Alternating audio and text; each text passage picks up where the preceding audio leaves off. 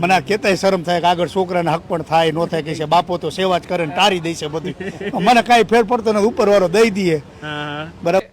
અજયભાઈ, વેપારીઓ તો થાકી ગયા, વેપારીઓ કઈ આટલા વર આ દુઃખ કયો તો દુઃખ, આ સમસ્યા તો સમસ્યા, આમાં જ જીવા, આમાં જ પગ ગુઈચા, આમાં જ લેપટા, આમાં પૈડા, આમાં એમના વાહનો ફસાણા, અને તમને એક ફોન અને તમારી આ સેવા, શું કહેશો?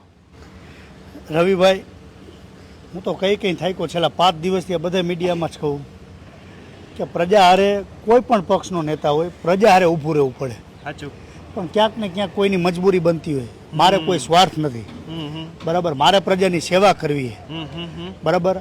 આજે મોટા નેતા ધારાસભ્ય એનું કામ કરે, આજે રાજીનામું દેવા ગયા, ભલે ગયા, આજ હું પ્રજાની સેવા કરું, મારે કરવી એ સેવા. અને છેલ્લા 12-14 વર્ષથી હું કરતો આવું, જ્યારે જાહેર જીવનમાં આવ્યો ને ત્યારથી નથી કોઈ દી મેં બેંકમાં બેલેન્સ મેન્ટેન કરી, મારી ઓફિસમાંથી કોઈ પાછો નથી ગયો.